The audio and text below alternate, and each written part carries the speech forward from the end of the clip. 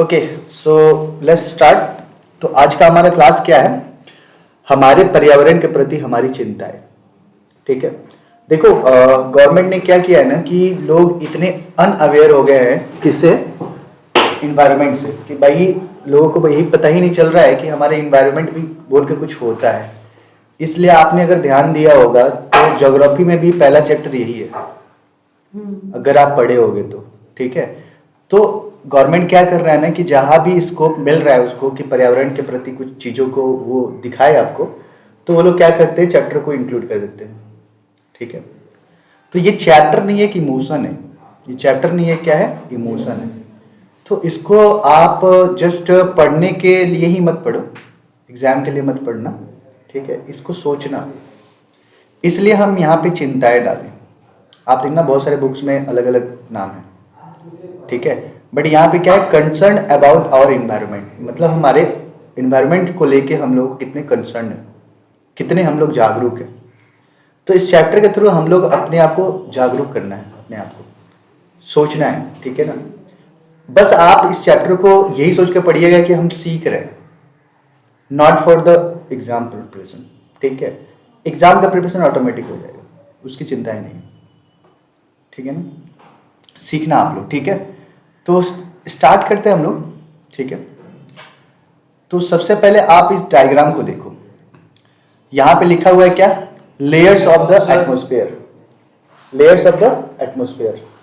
ठीक है, तो लेयर्स ऑफ द एटमॉस्फेयर मतलब समझ रहे ना कि हमारा जो एटमॉस्फेयर है, देखो यहाँ पे इस पहले देखो ये अर्थ है हमारा, हम लोग यहीं पे हैं, है ना कहीं यहीं पे होंगे, जाहिर सी बात है।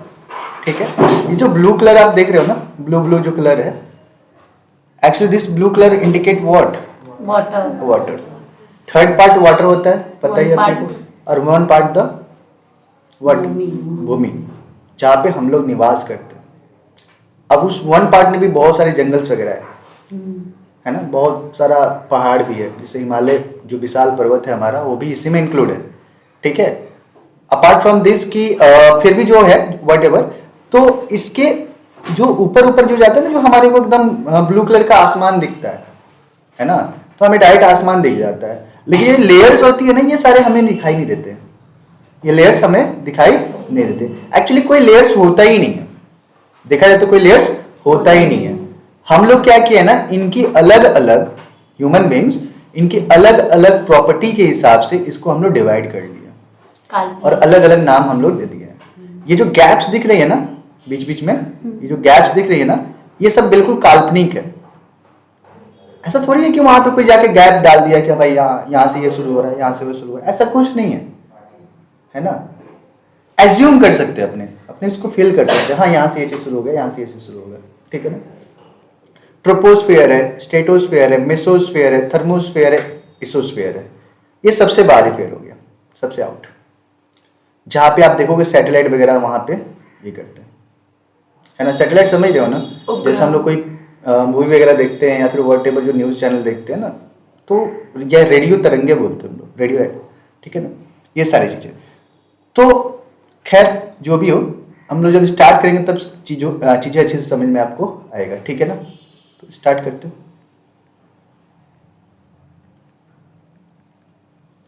तो देखिए ध्यान से, तो सबसे पहले मेरे को ये बताओ एटमॉस्फेयर होता क्या है। चलो लेयर्स तो बाद में पढ़ेंगे, सबसे पहले बताओ एटमॉस्फेयर क्या होता है? वायुमंडल। एटमॉस्फेयर का मतलब क्या हुआ कि हमारा जो पृथ्वी है ना, चारों तरफ से एक गैसों के आवरण से ढका हुआ है। ठीक है ना, एक इन्वेलप है, इन्वेलप समझ रहे हो ना, कवर एक, और उस कवर को ही हम लोग क्या बोलते हैं? एटमॉस्फेयर, वायुमंडल। क्या बोलेंगे उसको? वायुमंडल। ठीक है, अब इस वायु का मंडल जो है ना, ऐसा नहीं है कि आप जो यहां पे देख रहे हो ना ये चीजें, तो केवल एक ही लेयर नहीं है, अलग अलग लेयर्स है, और हर एक लेयर की अलग अलग प्रॉपर्टीज है ना। जैसे देखो यहाँ पे देखो क्या दिया है, फ्लाइट दिया हुआ है। जो हम लोग जहाज वगैरह देखते हैं ना, वो हमारा पहला लेयर में ही उड़ता है। ठीक है, जितनी भी मौसम संबंधी घटनाएं, समझ रहे हो, मौसम संबंधी घटनाएं जैसे कि बारिश आना, ओला आना, पत्थर पड़ना, ये सब के सब कहाँ पे होते हैं? हिंदी में बोले तो घन मंडल या क्षोभ मंडल या फिर ट्रोपोस्फियर। पहले ही मंडल में हमें सब कुछ देखने को मिल जाता है, ठीक है। तो लेयर्स जो है ना हमारा, from the lowest to highest the major layers are troposphere, stratosphere. Lower to higher का मतलब समझ रहे हो ना, लोएस्ट मतलब नीचे से लेके ऊपर की तरफ अगर हम लोग जाए, ऐसे जाए तो कौन कौन से लेयर्स है भाई? ट्रोपोस्फियर है, स्ट्रेटोस्फियर है, मेसोस्फियर है एंड थर्मोस्फियर एंड एक्सोस्फियर। एक्सोस का मतलब सबसे बाहरी मंडल हो गया, सबसे बाहरी मंडल हो गया, ठीक है। अब देखो, अगर पहले मंडल की बात करें तो इसका दो दो नाम है। कई बुक में आपको क्षोभ मंडल मिलेगा, कई बुक में घन मंडल मिलेगा, इसलिए मैंने यहाँ पे दोनों नाम ही लिख दिया है, ठीक है, ताकि आपको प्रॉब्लम ना हो। आप लोग जो बार बार बोलते रहते ना कि सर ये बुक से पढ़े कि वो बुक से पढ़े, भाई बुक में सब वही रहता है, किसी बुक में कुछ लिखता है, किसी बुक में कुछ लिखता है। तो मैंने कंबाइन यहाँ पे लिख दिया है, ठीक है। क्या है? क्षोभ मंडल है, घन मंडल, शांत मंडल, संताप मंडल सेकंड वाला है। थर्ड वाला क्या है? मध्य मंडल। उसके बाद क्या? आयन मंडल, ताप मंडल, और एक है वायुमंडल या फिर एक्सोस्फीयर, ठीक है। एक मंडल अगर आप लोगों ने बुक पढ़ा होगा तो एक मंडल आप लोग यहाँ पे देख रहे हो कि वो मिसिंग है ना। कई जगह ओजोन मंडल बोल के भी एक वर्ड होता है जो कि बहुत ही ज्यादा इंपॉर्टेंट है, ठीक है। तो उस मंडल को हम अलग से पढ़ाएंगे, इसलिए यहाँ पे इंक्लूड नहीं किए। और कहीं ना कहीं जो है क्वेश्चंस की बात करें या फिर अवेयरनेस की बात करें तो कहीं ना कहीं हमें ओजोन मंडल को लेके ही अवेयर रहना है ना। अब ऐसा नहीं है कि उस मंडल में जाके आप लोग रिपेयरिंग शुरू कर देना, ऐसा हम कतई नहीं बोल रहे, ठीक है। जस्ट हमें अवेयर होना है और जो चीज हमारे से हो सकता है हमें वही करना है। ऐसा नहीं कि लेयर में जाओ और जाके जो है चीजें ठीक करना शुरू कर दो, कर भी सकते हो, पढ़ो, बहुत सारी चीजें हैं। देखिए, तो सबसे पहले हमारा क्या है? आयन मंडल और ताप मंडल। देखो बेटा, ज्यादा पढ़ने की जरूरत नहीं है, जो जो बता रहे हैं वही पढ़ना है। काफी एमसीक्यूज कवर हो जाएगा आपका, fill in the blanks cover हो जाएगा, इवन लॉन्ग क्वेश्चन भी आपका कवर हो जाएगा। ज्यादा चीजें पढ़ने की जरूरत नहीं है। सबसे पहला क्या है? क्षोभ मंडल पृथ्वी के वायुमंडल की सबसे निचली परत है, ये ऑलरेडी मैंने बता चुका है, तो पहला पॉइंट ये लिख सकते हो। कोई डाउट है इसमें? दूसरा क्या बोल रहा है? इसमें ग्रही वायुमंडल के कुल द्रव्यमान कितना होता है? 75%, और जलवाष्प और एरोसोल के कुछ द्रव्यमान 99% जो है सम्मिलित रहते हैं। मतलब इसके कुछ कुछ जो है क्या क्या इसमें विद्यमान रहते हैं, मतलब इस मंडल में क्या क्या चीजें उपस्थित है, ये चीजें बता रहे हैं। एरोसोल क्या होता है? एरोसोल कौन सा एरोसोल? एरोसोल के कुछ द्रव्य है बेटा, लिक्विड, वाटर वेपर, ठीक है। अच्छा, नेक्स्ट क्या है? यहीं पर अधिकांश मौसम घटनाएं होती है। अच्छा, अगर देखो यहाँ पे मैंने केवल मौसम घटनाएं लिख दिया है। कई बार आपको पूछा गया कि वर्षा किस मंडल में आती है, तो सही से मिल बादल किस मौसम में बनते हैं, इसी में, तो बोलेंगे क्षोभ मंडल। हाँ। समझ में आ रहा है? हाँ। या फिर आयन मंडल भी बोल सकते हो आप, ठीक है। आगे बढ़ते हैं, समझ गए ना। देखो ये है, कुछ इस तरीके से दिखता है। जब आप आयन मंडल को देखोगे, थोड़ा सा जाके ऊपर से जाके अगर पिक्चर लोगे, चढ़ जाना जाके आयन मंडल पे। बेटा गड्ढा नहीं होता, वो दिखता है ऐसा है जब जैसे हाँ, गोरा गोरा कर देना, पाउडर नहीं लगाएगा ना, मेकअप नहीं किया गया है। अगर इसको मेकअप कर देंगे तो गोरा दिखेगा ये, ठीक है, समझ गए ना। चलिए, नेक्स्ट है स्ट्रेटोस्फीयर, मतलब सेकेंड वाला लेयर, ठीक है। देखो ये क्या पॉइंट्स क्या है? क्षोभ मंडल के ऊपर समताप मंडल स्थित है। समताप नाम समझ रहे हो ना? समताप, कम ताप, मतलब सम माने समान होता है, कम नहीं। सम माने कम कैसे हो गया? समताप, समताप का मतलब समान ताप है, वहां पे तापमान जो होता है समान बना रहता है, मतलब उसमें वेरिएशन नहीं आता है।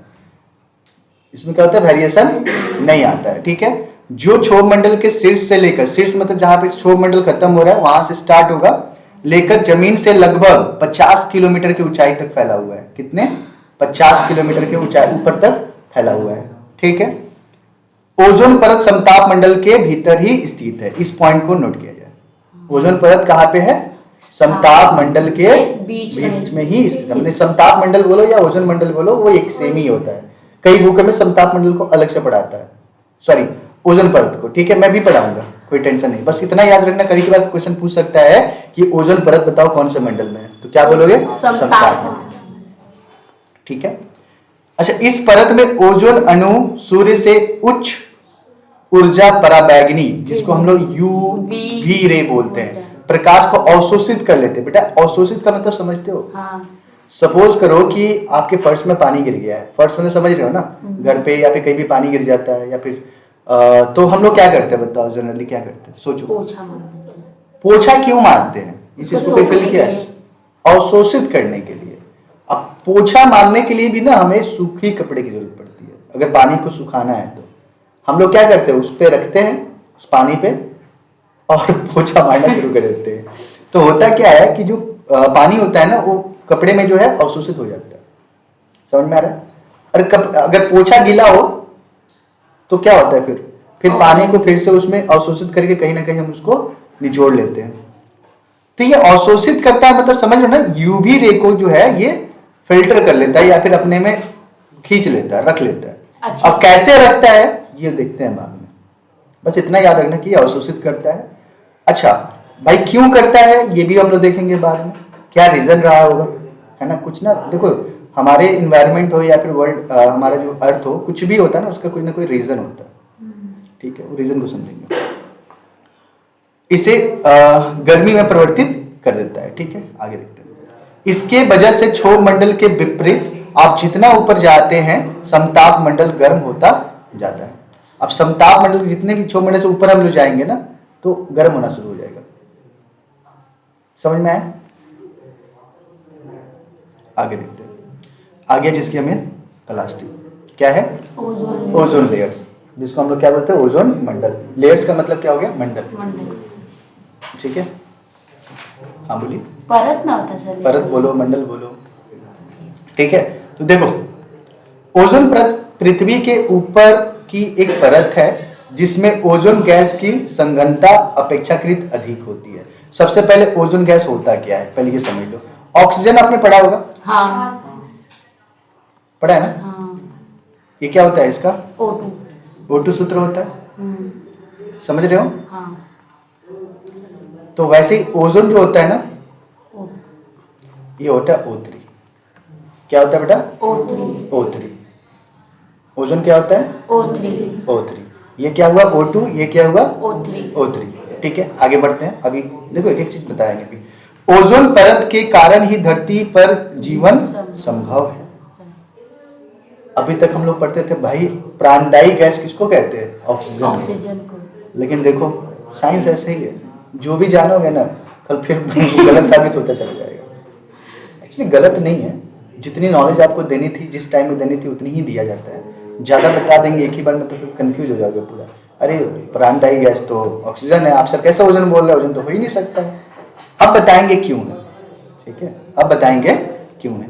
इस परत यह परत सूर्य से उच्च आवृत्ति के पराबैंगनी प्रकाश की 90 से लेकर के 99% मात्रा अवशोषित कर लेती है। मतलब ऑलमोस्ट सारे के सारे अवशोषित कर लेती है। ठीक है ना, जो पृथ्वी पर जीवन के लिए हानिकारक है। क्यों अवशोषित कर लेती है? क्योंकि जो अगर यूवी रे डायरेक्टली पृथ्वी पे आ जाए तो बहुत ज्यादा हार्मफुल पहुंचा देगा। ठीक है, पृथ्वी के वायुमंडल का 91% से अधिक ओजोन यहां मौजूद है। ठीक है, अगर ओजोन अगर पूरा 100% माना जाए तो 91 जो है वहीं पे ओजोन गैसेस है। ठीक है, यह मुख्यतः स्ट्रेटोस्फीयर, जो कि समताप मंडल हमने पढ़ा था, निचले भाग में पृथ्वी की सतह से ऊपर लगभग 10 किलोमीटर से अधिक तथा पृथ्वी से लगभग 30 किलोमीटर की अधिक दूरी पर स्थित है। यद्यपि इसकी मोटाई मौसम और भौगोलिक दृष्टि से बदलती रहती है। मतलब इसके समय के हिसाब से ये चेंज होते रहते हैं, आपस में इंटरचेंज होते रहता है। बट फिलहाल इसको एवरेज माना गया है, इतना से इतना होता है। अब यूवी रे को या ओजोन लेयर्स की पूरी क्रियाकलाप को समझने के लिए आपको एक स्टोरी को समझना होगा। ठीक है, आपको एक स्टोरी को समझना होगा, तो एकदम ध्यान से समझना। ठीक है, सपोज करो कि एक बच्चा है। ठीक है, यहां पे एक गेट है। ठीक है, ये रूम है। ठीक है, और ये हॉल है पूरा। ठीक है, मतलब एक पूरा एक बड़ा जो है रूम है, हॉल से एंटर करके रूम में जाना है। ठीक है, इसका नाम मान लो अमर है। क्या है बेटा? अमर है। अमर मत मानो, कुछ और नाम, थोड़ा इंटरेस्टिंग नाम देते हैं। मनु है ना। आपको पता होगा कि जब एक कोई कई स्टोरी हम लोग पढ़ते हैं कि जब पृथ्वी खत्म होने वाला था तो एक मनु नाम का इंसान जो था, जो बच गया था। जो पूरे जानवरों को लेके एक नाव पे लेके चला गया था, हाँ था। ठीक है ना, आपने सुना होगा। खैर मनु मान लेते हैं, पहला इंसान, दुनिया का पहला इंसान, ठीक है। अब यहाँ पे एक प्रकाश नाम का एक बच्चा और है, यहाँ पे खड़ा है गेट के पास, ये दरवानी कर रहा है। क्या कर रहा है भाई? दरवानी कर रहा है, ठीक है। अब यहाँ से ना 2-3 बच्चे हैं, 3 बच्चे मान लो, है ना। यहाँ पे डायग्राम नहीं बना पाएंगे, वैसे डायग्राम बहुत गंदा बनाता हूँ, ठीक है। तो 3 बच्चे यहाँ पे हैं जो कि गेट पे एंटर करने के लिए, मतलब इसको मारने के लिए आने वाले हैं। ये जो है बदमाशी कर रहा है, डेली बदमाशी कर रहा है, मतलब डेली कुछ ना कुछ इतना शरारत कर रहा है ना कि अब परेशान हो गए। हालांकि ये तीनों बच्चे जो मारने के लिए आने वाले हैं ना, है ना, ये क्यों मारने वाले हैं कि इसी की गलती है, पूरा पूरी इसी की गलती है। कुछ इसकी गलती है, कुछ इसके साथियों की गलती है, समझ रहे हो ना। लेकिन भाई अब तो मारने ये आने वाला है। लेकिन इसका ढाल जो है ना प्रकाश है। प्रकाश बहुत अच्छा इसका दोस्त है, ठीक है। प्रकाश बोला कि भाई तू रहने दे, तेरे को मारने से पहले मेरे से गुजरना पड़ेगा, तेरे को छूने से पहले मेरे से होके गुजरना पड़ेगा। अगर हम नहीं बचा पाएंगे तेरे को ना, तब तू ये लो तेरे को मार सकता है, अदरवाइज नहीं, ठीक है ना। अच्छा अब ध्यान देना, इसका नाम इना मीना डिका रख सकते हैं, कोई बात नहीं, इना मीना डिका, ठीक है। इना मीना डिका, ठीक है। ये जो ईना जो बच्चा है ना, ईना को इससे खुद की दुश्मनी है, इसके साथ, प्रकाश के साथ पर्सनल दुश्मनी है, ठीक है। भाई इन दोनों को तो ये रोक लेगा, इसको रोक नहीं पाएगा, समझ में आया। तो अब ये एकदम पूरा घात लगा, ये तीनों खड़े हैं, ये भी खड़ा है, भाई तो लो आ, हम जाने नहीं देंगे। ये बोला, ये लोग बोल रहे हैं भाई हम लोग जाके ही रहेंगे, ठीक है। अब क्या हुआ कि ये जो है ना, ये 2 बच्चे को तो रोक लिया इसने, ठीक है। तो इन दोनों को रोकने में ना इसका थोड़ा सा भटक गया ध्यान, और ईना जो है ना इसको क्रॉस करके आगे बढ़ गया, इसको क्रॉस करके आगे बढ़ गया, ठीक है। लेकिन इससे फाइट करके बढ़ा है भाई, ऐसा नहीं बढ़ा, फाइट किया। तो जब ईना जब यहाँ पे आया ना, तो ये था इतना मोटा और हो गया कितना, इतना पतला हो गया, मैंने इससे भी पतला मान सकते हो ईना को, है ना। मतलब इतना दिन संघर्ष करने के बाद लड़के ये जब आया और मनु को मारने के लिए, ठीक है ना, तो बहुत ज्यादा वीक पड़ गया, बहुत ज्यादा पतला हो गया भाई। और आगे बढ़ा तो और पतला हो गया, मतलब इतना पतला हो गया ना कि जस्ट नहीं मार पाया इसको, तो चींटी से भी छोटा हो गया। तो भाई ये क्या हो गया, सेफ हो गया। क्या हो गया, सेफ हो गया। इसने अपनी धर्म को निभाया, ये सेफ हो गया। लेकिन ये आज भी नहीं सुधरा है, ये मनु आज भी नहीं सुधरा है, आज भी ये बदमाशी करता है और इन लोगों को जो है परेशान करते रहता है, ठीक है। अब आते हैं मेन पॉइंट पे, ठीक है। ये जो मनु की बात हो रही थी ना, ये हम लोग हैं, समझ में आया। घरों में टीवी, फ्रीज, एसी, गाड़ियां, महंगी महंगी गाड़ियां, या फिर जहां तहां जो है प्रदूषण फैला रहे, पोल्यूशन फैला रहे, यानी बदमाशी कर रहे हैं, जैसे मनु बदमाशी करता रहा। तो ये तो हमारी बदमाशियां थी, ठीक है। ये जो अपना प्रकाश है ना, ये अपना ओजोन लेयर हो गया। ये क्या हो गया, ओजोन लेयर हो गया, ठीक है ना। और आप ये देख रहे हो ना, इना मीना डिका, ये है CFC, क्लोरोफ्लोरोकार्बन। ये क्या है, क्लोरोफ्लोरोकार्बन। तो भाई फ्लोरीन और कार्बन तो चलो ठीक है, लेकिन ये जो क्लोरो दिख रहा है ना, क्लोरीन थोड़ा सा इंपैक्टिव हो जाता है। क्लोरीन थोड़ा इम्पैक्ट, बेटा उसमें मत ढूंढ, बाद में ढूंढ लेना घर में, या फिर घर से ढूंढ के आया रहता। कुछ चीजें बता रहा हूं तो आराम से उसमें देखे जा रहा है, विद्वान बनने चला है, ठीक है। तो ये जो क्लोरीन है ना बेटा, क्लोरीन क्या करेगा, ओजोन लेयर को तोड़ते हुए अंदर, मतलब एंटर करेगा अर्थ के सरफेस पे, ठीक है। आएगा तो जरूर, लेकिन ज्यादा इंपैक्टिव होकर नहीं आएगा। इससे थोड़ा बहुत इफेक्ट पड़ सकता है, इंस्टेंट नहीं पड़ेगा, इंस्टेंट इफेक्ट नहीं पड़ेगा, धीरे धीरे पड़ेगा कुछ दिन बाद। जैसे कि बहुत सारी बीमारी, जैसे कि चर्म रोग हो सकता है, कैंसर होता है, स्किन कैंसर, वही बोलते हैं, चर्म रोग हो सकता है, या फिर कहीं बर्न हो सकता है, स्किन बर्न होना शुरू हो जाता है, जल सकता है, ठीक है ना। तो मेरे को याद आया कि बहुत पहले जब मैं क्लास लिया करता था, तो फर्स्ट या सेकंड बैच रहा होगा, तो हास्य की बात है, मतलब थोड़ी सी मजाक मस्ती वाली बात है। तो एक बच्चा को एक ओजोन लेयर ही पढ़ा रहे थे, खैर ऐसे नहीं पढ़ा रहे थे, ऐसे नॉर्मल तरीके से, ठीक है। तो उससे क्वेश्चन पूछा कि बेटा बताओ अगर ओजोन लेयर अगर यूवी रे आता है, ठीक है, तो क्या क्या बीमारियां हो सकती है, ठीक है। तो बोला लीवर कैंसर हो सकता है। बोले कैसे एक्सप्लेन करो? बोला सर हमारे मुंह के अंदर से एंटर करके यूवी रे अंदर चला जाएगा। जो भी हो, तो ये स्टोरी आपको समझ में आया। अभी देखना आगे इस स्टोरी का कितना काम है, देखो ध्यान से। ये है हमारा ओजोन लेयर, दिख रहा है आपको? थोड़ी सी छोटा कर दो ताकि आपको दिखे अच्छे से। देखो ओजोन लेयर डिप्लेशन, क्या है? डिप्लेशन। डिप्लेशन का मीनिंग क्या हुआ बेटा? नहीं पता। नहीं पता ना? नहीं। जो ईना जो एंटर कर गया ना, हाँ। तो ईना को जो मौका मिला, मतलब वो होल करते हुए पहुंचा है, छिद्र करते हुए। ओजोन होल बोलते हैं इसको, क्या बोलते हैं? ओजोन होल, ओजोन छिद्र बोलते हैं, ठीक है। तो ध्यान से देखो, ये सन है हमारा, ये अर्थ है हमारा, ठीक है। देखो यहाँ पे ओजोन लेयर है, ठीक है। तो यहाँ से क्या हो रहा है, सन की जो यूवी रे आ रही है, यूवी सी, यूवी बी, मतलब बहुत तरीके रे आती है, ठीक है। जो ज्यादा हार्मफुल होता है, इंपैक्टिव होता है, वो यूवी बी होता है, ठीक है ना। तो ये ओजोन लेयर में आया। अच्छा देखो होता क्या है, ये सीएफसी दिख रहा है ना, ये अर्थ है, और ये सीएफसी कहाँ से प्रोड्यूस होता है? वो वहां पे नहीं होता है, वो सीएफसी प्रोड्यूस होता है अर्थ से ही। और ईना मीना डिक्का कहाँ के थे? अर्थ के ही थे, ठीक है ना। तो ये सीएफसी जाके क्या करता है, ओजोन लेयर को तोड़ना शुरू कर देता है। क्या करता है? तोड़ना शुरू कर देता है। अब एक बार फिर से आ जाओ यहाँ पे, ध्यान से समझना। इसको पूरा पहले मिटा दे अच्छे से, ताकि स्पेस बन जाए और अच्छे से आपको समझा पाए। समझ गए ना?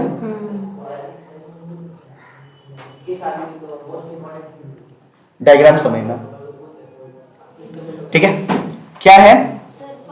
जो लेयर है, उस लेयर में क्या है भाई? ओजोन है। क्या है भाई? ओजोन है। तो ये ओजोन अपने आप नहीं बना है भाई, ये लेयर अपने आप नहीं बना है। वहां पे ऑक्सीजन बहुत ज्यादा रहता है। क्या रहता है बेटा? ऑक्सीजन बहुत ज्यादा रहता है। जैसे यूवी रे आया, इसको ब्रेक करेगा ऑक्सीजन के ऑक्साइड्स में। ऑक्साइड्स मतलब O प्लस O में ब्रेक किया। यूवी रे आया और इसको क्या किया? ब्रेक किया किसमें? O प्लस O, ठीक है। O प्लस O हुआ। अभी जो O प्लस O है ना, और भी फर्दर तो ऑक्सीजन तो वहां पे बहुत है, इन दोनों के साथ ये प्लस होंगे और क्या बनेंगे? O3 O3। क्या बनेगा? O3 O3। समझ में आ रहा है ना? हाँ। O3 and O3। कोई डाउट है आपको? चलिए, अब O3 O3 इतना बन जाएगा ना, इतना ज्यादा बन जाएगा, क्योंकि एक प्रोटेक्टिव लेयर से यहाँ तैयार हो जाएगा। अब बेटा वो यूवी रे आया, ऑक्सीजन को तोड़ा, यूवी रे आया, ऑक्सीजन को तोड़ा, मतलब इसका यूवी रे का काम ऑक्सीजन को तोड़ने में ही लग जाता है। मीन्स आगे वो बढ़ ही नहीं पाता, ठीक है। बढ़ता कैसे? मैंने अगर आगे बढ़ना होगा तो कैसे बढ़ेगा? अब जो है ना, दिक्कत यह है कि देखो इधर से सीएफसी जाता है, इधर से कौन जाता है? ईना मीना डिक्का सीएफसी, जिसमें से क्लोरीन है। अभी जो क्लोरीन क्या करेगा? ऑक्सीजन के साथ जाकर रिएक्ट होना शुरू कर देता है। तो अब ऑक्सीजन के साथ अगर क्लोरीन जाकर रिएक्ट हुआ तो प्रॉब्लम क्या हुआ? ऑक्सीजन तो इंगेज हो गया इसके साथ, और यूवी रे आया, देखा है भाई तू उसके साथ बिजी है ना, चल हम जाए अपना काम कर ले, और वो एंटर कर गया। तो बस यहीं पे चुप हो रहा है। समझ में आया आप लोगों को पूरा? तो हमें क्या चाहिए कि वो हमारे पर्यावरण को लेके, हमारे एटमॉस्फेयर को लेके, एनवायरनमेंट को लेके अवेयर होना चाहिए। मीन्स जितना हो सके अपने आप को बचा के रखना है, मतलब जितना हो सके पॉल्यूशन से फैलाने से बचना है ना। घड़े की पानी पियो, घड़ा जाता है मिट्टी के घड़ा, फ्रिज, एसी, ये सब कम चलाइए, क्योंकि मोस्टली जो है ना सीएफसी वहीं से निकलता है। समझ में आया? आगे बढ़ते हैं। तो ये पूरा समझ में आया आपको? ये पूरा फिनोमेनन समझ में आया? अच्छा, अब ध्यान से कुछ क्वेश्चंस देखते हैं हम लोग। किस अन्य ग्रह पर ओजोन परत पाई जाती है? तो पृथ्वी पे तो है, और भी बताओ पृथ्वी के अलावा। तो शुक्र एक अन्य ग्रह है जो ओजोन परत के लिए जाना जाता है। ये क्वेश्चन आपको पता होना चाहिए। इसमें ग्रह की सतह से 100 किलोमीटर की ऊंचाई पर ओजोन की एक पतली परत है। ओजोन क्षयकारी पदार्थ क्या है? ओजोन क्षयकारी पदार्थ क्या है? तो ओजोन क्षयकारी पदार्थ वे पदार्थ है जो ओजोन परत को क्षरण के लिए जिम्मेवार होते हैं। क्षरण मतलब क्या? तोड़ना, होल करना, ठीक है। जैसे कि क्लोरोफ्लोरोकार्बन है, हेलो है, हेलोन है, ठीक है, कार्बन है, टेट्राक्लोराइड है और हाइड्रोक्लोरोकार्बन, ठीक है। अच्छा, सीएफसी में ये भी क्वेश्चन आपको पूछता है कि बताओ सीएफसी में कौन सी गैस है जो ज्यादा की ज्यादा प्रॉब्लम होती है, जो ज्यादा प्रॉब्लम क्रिएट करता है?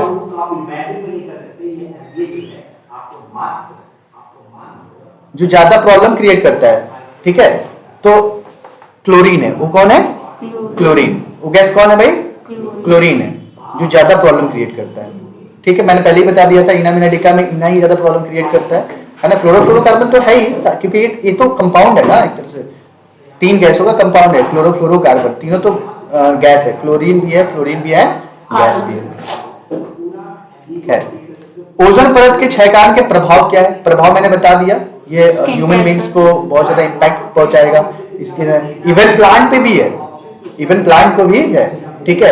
एक चीज सोचो, अगर मान लो पूरा का पूरा अगर लेयर ही नहीं होता ओजोन लेयर, तब क्या होता? सब जल के राख हो जाता। सब जल के राख हो जाता। मैं भी अभी बताऊंगा क्या होगा। देखो, ओजोन परत के पर्यावरण के कई हानिकारक प्रभाव पड़ते हैं, जैसे जानवरों के प्रभाव। जानवरों में पराबैंगनी विकिरण के सीधा संपर्क में आने से त्वचा, आंखों में कैंसर होता है। मानव स्वास्थ्य पर प्रभाव, ओजोन परत की कमी के कारण मनुष्य के सीधे सूर्य के हानिकारक पराबैंगनी विकिरण के संपर्क में आ जाते हैं, ठीक है। इसके मानव स्वास्थ्य संबंधी गंभीर स्थिति उत्पन्न होती है, जैसे कि त्वचा रोग हुआ, कैंसर हुआ, क्या है, सनबर्न है ना, सन जनना, मोतियाबिंद भी होता है। तेजी से उम्र बढ़ने लगता है। उम्र तो ही रहेगा, लेकिन आपकी जो चेंजिंग है ना, वो ज्यादा जल्दी होगा। कमजोर प्रतिरक्षा प्रणाली, प्रतिरक्षा मतलब क्या? जो हमारी इम्यूनिटी पावर होता है ना, उसके ऊपर इंपैक्ट करता है। आप देखोगे बहुत ज्यादा जब धूप में चलते हो ना, तो लगता है बहुत ज्यादा थक गए हैं, है ना। छाया में चलो और धूप में चलो, दोनों में बहुत बड़ा डिफरेंस है। अभी ठंड के मौसम में आप थोड़ा 10 किलोमीटर भी चल जाओगे तो थकोगे नहीं। गर्मी के मौसम में अगर 2 किलोमीटर भी चलोगे तो बहुत ज्यादा इंपैक्टिव होगा आपके लिए। समझ में आया है चीजें? चलो, बहुत बढ़िया। और भी है, ये देख लेना, ठीक है। देखो बेटा, दिख रहा है आपको impact, effect of the ozone depletion? Skin alignments हो रहा है ना। खैर, इतनी सुंदर नहीं दिखेगी, ठीक है। डिस्टर्ब इन द प्लांट में भी डिस्टर्बेंस हो जाएगा, है ना, ठीक तरह से ग्रो नहीं कर पाएंगे। एनिमल्स में तो हो ही रहा है। समझ में आया आप लोगों को? आगे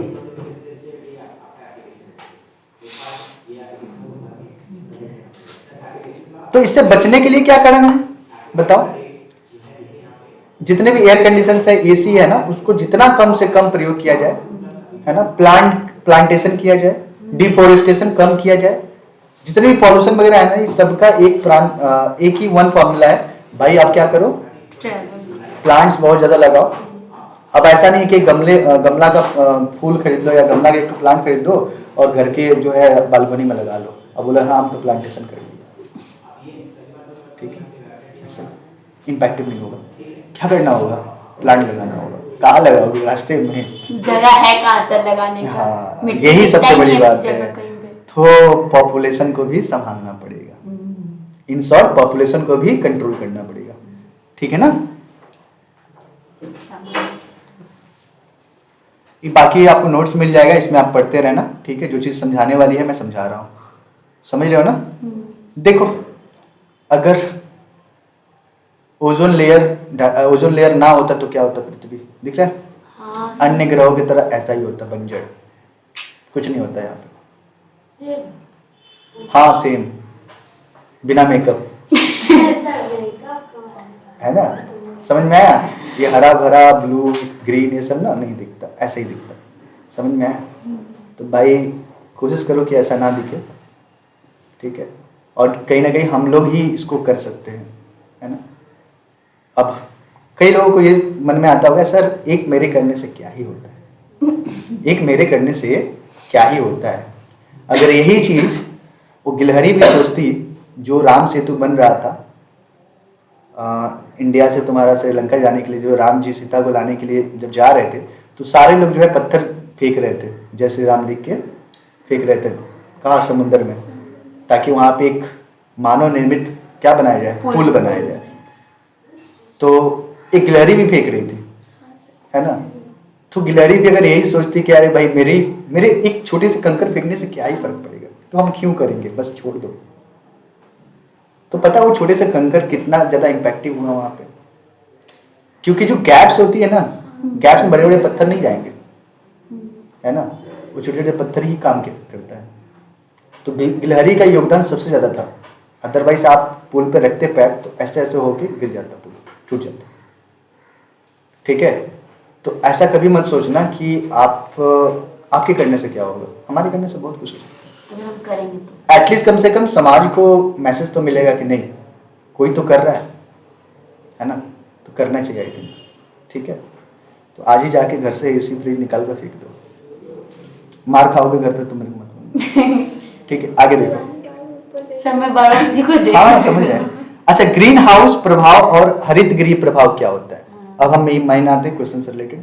अब ग्रीन हाउस क्या होता है? देखो होता क्या है ना बेटा, कि ध्यान से समझना कि ठंडे जो प्रदेश होते हैं ना, ठंडे प्रदेश जो पोलर रीजन हो गया, तो वहां पे पेड़ पौधा या फिर कल्टीवेशन ज्यादा नहीं हो पाता है, क्योंकि मौसम जो है फेवरेबल नहीं होता है, वेदर जो है फेवरेबल नहीं होता है, क्लाइमेट अच्छा नहीं होता है।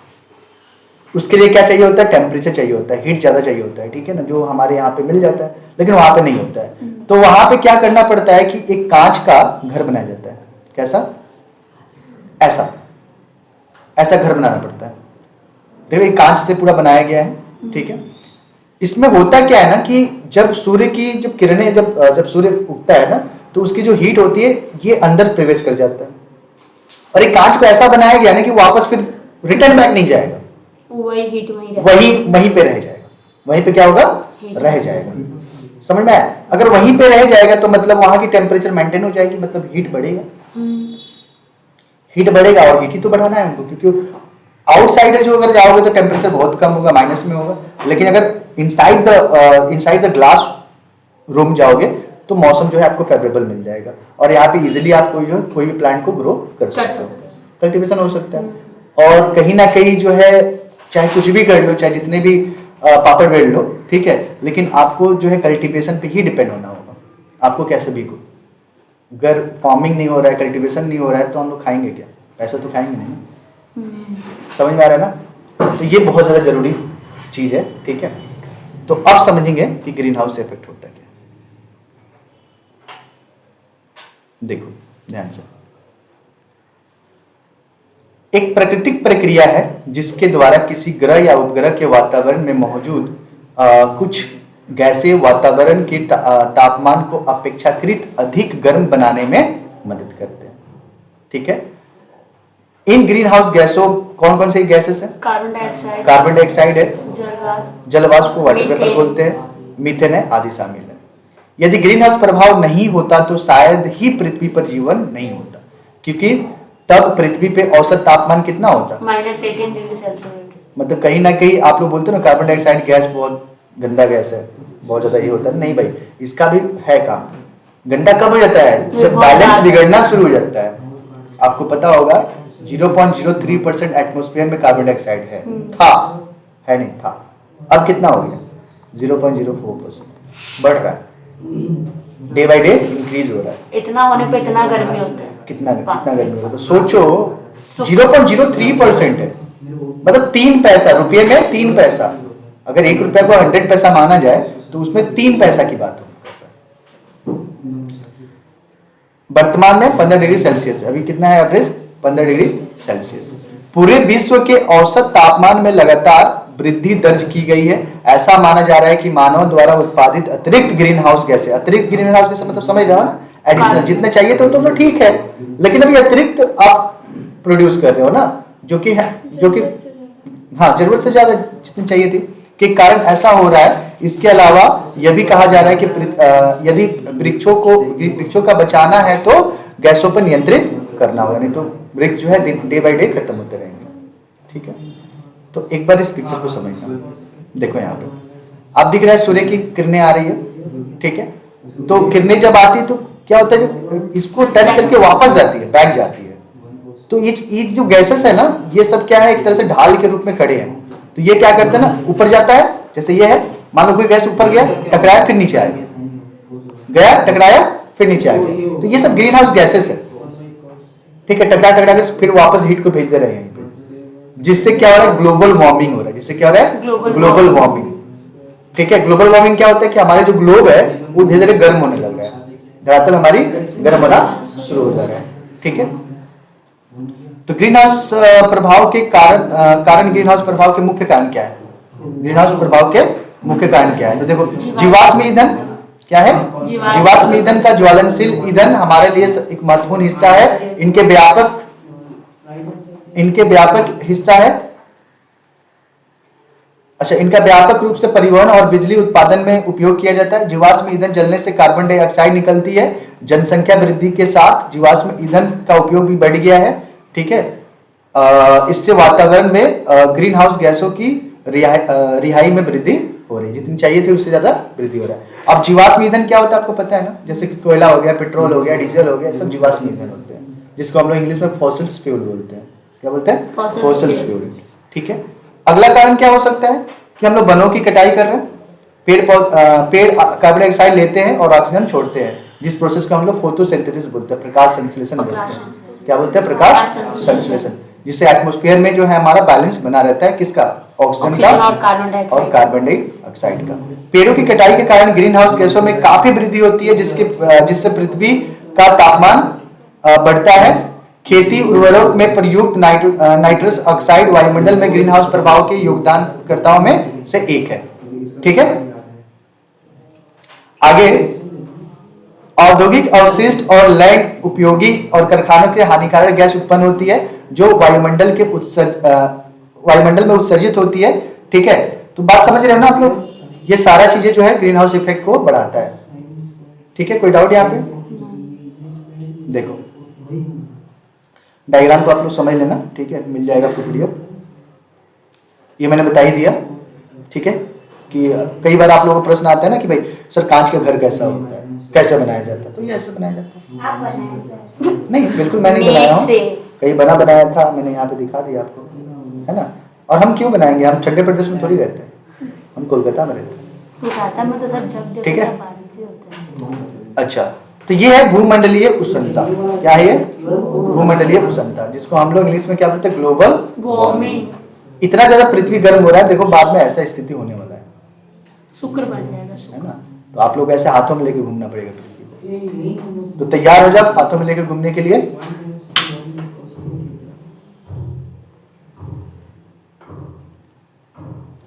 गो अनदर रूम। ओके, देखो भूमंडलीय तापमान में वृद्धि क्या है? ग्लोबल वार्मिंग पृथ्वी की सतह से निकट तापमान में क्रमिक वृद्धि की घटना है। यह घटना पिछली 1 या 2 सदी से देखी जा सकती है। सदी समझ रहे हो ना? मतलब 100 साल को सदी बोलते हैं। ठीक है, अच्छा, इस परिवर्तन ने पृथ्वी के जलवायु के पैटर्न को बिगाड़ दिया है। अब जलवायु क्या होता है बहुत लोगों को नहीं पता होगा। एक चीज होता है मौसम, एक चीज क्या होता है बेटा? मौसम क्या होता है? क्षणिक घटनाएं होती है। क्या होती है? क्षणिक, मैंने अभी देखो, अभी बारिश का मौसम है, या फिर अभी जो है बादल है आकाश में, थोड़ा देर बाद सन निकल गया, सूर्य दिख गया। ठीक है, अभी थोड़ी देर बाद फिर से ठंडा शुरू हो जाएगा। तो ये चीजें एकदम तुरंत चेंज हो रहा है। जलवायु क्या होता है कि ये लगभग 35 से 37 साल के मौसम के एवरेज या मौसम के औसत को हम लोग जलवायु बोलते हैं। कि मतलब मान लो कोई एक विशेष क्षेत्र है, मान लो कोलकाता के घर ले लिया जाए, हावड़ा के ले लिया जाए, तो हावड़ा में भाई इतने डिग्री से इतने डिग्री तक टेम्परेचर रहता है। आपने सुना होगा लास्ट ईयर जो मई के महीना में गर्मी जो है ब्रेक किया था। ठीक है ना, मतलब नॉर्मल जो टेम्परेचर था औसत टेम्परेचर से ब्रेक कर गया था, लगभग 44, 45 तक, 46 तक चला गया था, आपको अगर याद होगा तो। ठीक है, तो ये डे बाई डे क्या हो रहा है? बढ़ रहा है। कि किसके कारण से? ग्लोबल वार्मिंग की वजह से। और ग्लोबल वार्मिंग क्यों होता है? जो ग्रीन हाउस गैसेस है ना, ऊपर में लेयर्स बन के खड़ी हुई है। ठीक है, जब सूर्य की किरणें आती है धरती पर टकराने के बाद रिफ्लेक्ट बैक जाती है, तो वापस फिर से वहीं पे चला आता है, जिससे क्या होता है हमारा जो क्या बोलते हैं हीट जो है वो ऊपर से जाना चाहिए था, वो क्या होता है वापस यहीं रह जाता है। जैसे डे बाई डे जाहिर सी बात है बढ़ेगा ही गर्मी, तो ये बढ़ भी रहा है। नेक्स्ट,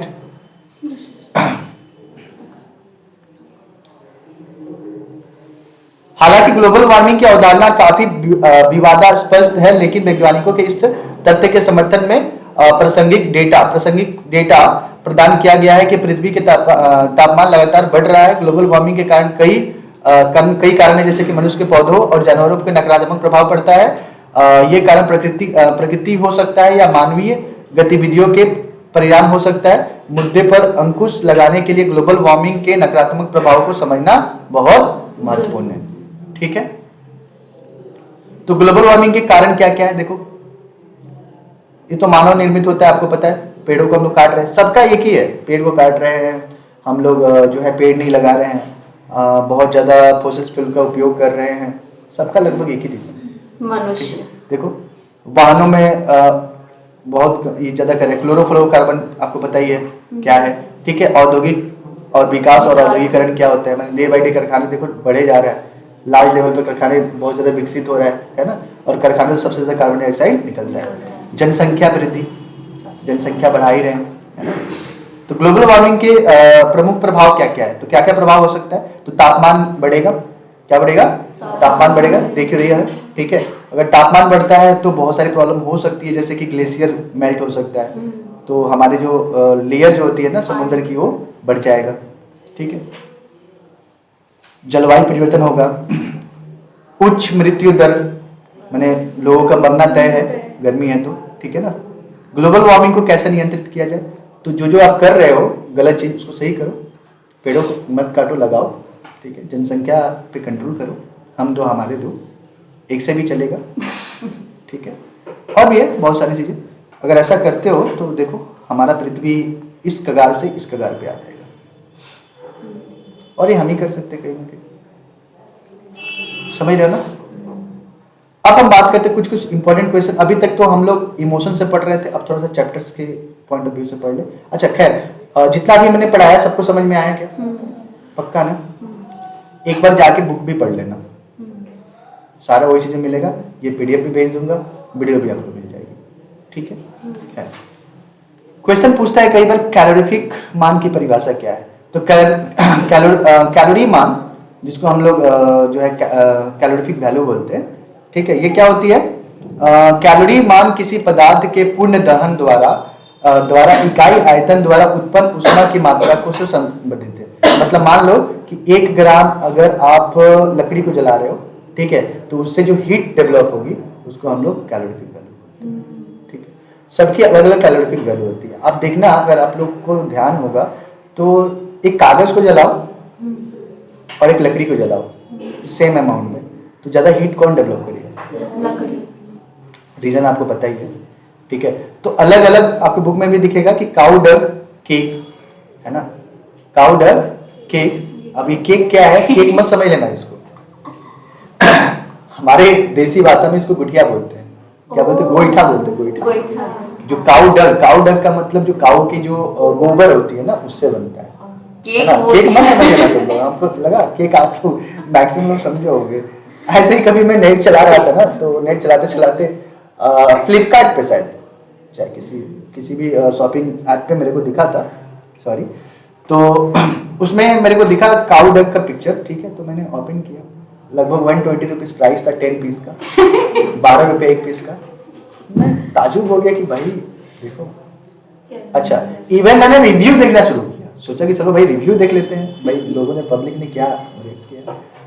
तो उसमें इंग्लिश में लिखा हुआ था कि the cake is very tasty. सोच में पड़ेगा थोड़ी देर के लिए। ऐसे ही प्रमाणित हुआ कि किसी ने उसको परचेज किया हुआ कि नहीं किया हुआ बात की बात है, लेकिन गलत रिव्यू दे रखा है वहां पे कि the cake is very tasty. उसको लगा काऊ है ना, तो वही काऊ से तो अच्छा ही चीजें निकलती है, मिल्क निकलता है, बहुत सारी मिठाइयाँ बनती है, तो ऐसा केक बना होगा कुछ, है ना। तो ये चीजें उड़ से देखो, ये सब किलो जूल में है दिया हुआ है। ठीक है, कोल है, पेट्रोल है, केरोसिन है, डीजल है, मीथेन है, सीएनजी है, एलपीजी। सीएनजी एंड एलपीजी का फुल फॉर्म पूछता है भाई, सीएनजी और एलपीजी का फुल फॉर्म पूछता है। CNG stand for compressed natural gas, CNG stand for compressed natural gas, इसका फुल फॉर्म क्या है? Compressed natural gas. एलपीजी का लिक्विफाइड पेट्रोलियम गैस, क्या होता है? Liquefied petroleum gas. समझना है, याद रखना, ये चीज आता है। सीएनजी का कंप्रेस्ड नेचुरल गैस, एलपीजी का लिक्विफाइड पेट्रोलियम गैस। अभी बायोगैस क्या होता है, अभी हम लोग पढ़ेंगे। सबसे ज्यादा हाइड्रोजन का होता है।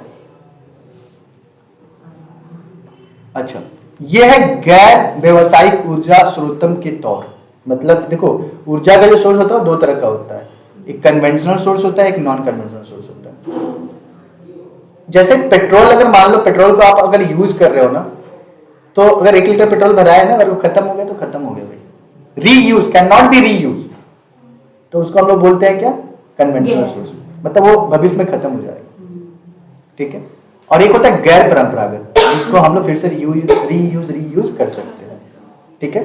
तो इसमें बहुत सारे मेथड्स है, जैसे कि आपको सौर ऊर्जा है, देखो यहाँ पे सौर ऊर्जा है ना, पवन ऊर्जा है, ज्वारीय ऊर्जा है ना, थर्मल ऊर्जा है।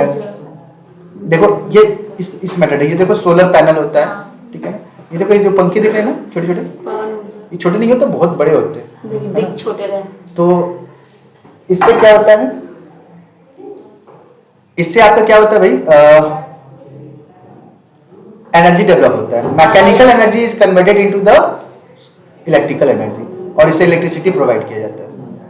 ठीक है ना, देखो ऐसे बड़े बड़े होते हैं सोलर पैनल।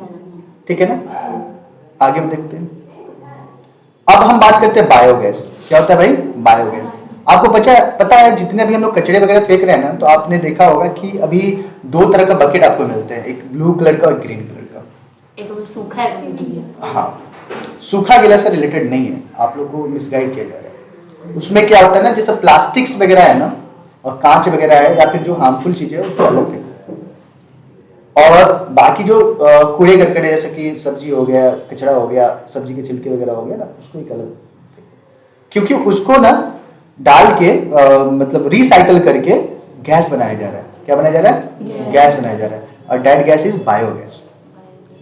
और इसका उपयोग हम लोग ईंधन के रूप में करते हैं। ईंधन में तो समझ रहे हो ना, ईंधन क्या होता है, फ्यूल्स। जैसे बहुत सारे गैस, जैसे हमारे घरों में जो गैसेस होती है ना, उस तरीके के गैसेस बनाया जाता है, जैसे कि गाड़ियां, वाहन वगैरह हम लोग चला सकते हैं। ठीक है ना, तो ये इस तरीके का एक इंस्ट्रूमेंट होता है, एक मशीनरी होता है, जिसमें देखो करदम है, मिट्टी है, गैस की टंकी है, यहाँ पे बढ़ता है। ठीक है ना, मिट्टी है, देखो गैस का निर्माण होकर यहाँ से स्टोर कर लिया जाता है। समझ रहे हो ना। अच्छा, एक क्वेश्चन आपको यहां से पूछा जाता है कि बायोगैस का मुख्य उपादान क्या है। बायोगैस का मुख्य उपादान क्या है, माने मुख्य अवयव क्या है, तो आप बोलोगे सर मीथेन। क्या बोलोगे, मीथेन, या गोबर गैस भी बोल सकते हो, गोबर गैस। ठीक है। देखो इस तरीके से बड़े बड़े प्लांट्स होती है जैव ईंधन बनाने का, मतलब छोटा मशीनरी नहीं होता, बहुत बड़ा मशीनरी होता है। ठीक है, इसको यूज करके क्या बनाया जाता है, गोबर गैस बनाया जाता है। ठीक है। अब आपके क्वेश्चन आता है कि सीबीएम क्या है। सीबीएम, इसका फुल फॉर्म होता है कोल बेड मीथेन। कोल मतलब कोयला होता है, बेड मतलब एक बिस्तर टाइप का, और वहां पे मीथेन मतलब देखो ये जैसे कोयले, आपको पता है ना कोयले क्या होता है, जमीन के अंदर से निकाला जाता है, कुछ इस तरीके से लेयर्स होती है। तो आप इधर व्हाइट कलर का दिख रहे हैं ना, ये व्हाइट कलर का, ये क्या हो गया अपना, मीथेन। ठीक है ना, और इसे हम लोग सीबीएम बोलते हैं, कोल बेड मीथेन। ये भी देखो यहाँ पे ये शक्तिशाली ग्रीन हाउस गैस है, इसलिए एक महत्वपूर्ण क्या है, कार्बन डाइऑक्साइड की अपेक्षा वातावरण में इसकी शटर रेजिस्टेंस और हायर पोटेंसी के कारण विपरीत प्रभाव अधिक तीव्रता से महसूस किए जाते हैं। मीथेन कोयला के निर्माण की प्रक्रिया में उप उपादान के रूप में कोयले से संबंधित है। समझ में आया, ये कोल बेड मीथेन है। एक है हम बात कर रहे हैं मीथेन हाइड्रेट का। किसे, मीथेन हाइड्रेट। ये भी एक अल्टरनेटिव सोर्स हो सकता है, किसके लिए, एनर्जी जनरेट करने के लिए। ठीक है, बस खत्म है हमारा। अगर ऐसे ही रहा तो हमारा अर्थ ऐसा ही सुंदर दिखेगा, लेकिन कोई करता तो आप लोग अवेयर रहो। ठीक है, उम्मीद करते हैं कि चैप्टर आपको अच्छे से समझ में आ गया होगा। ठीक है, बस सकते अब थोड़ा सा आपको थोड़ा बहुत उसमें से जाके चैप्टर्स पढ़ लेना, बाकी ये पीडीएफ चाहिए तो पीडीएफ भेज देंगे।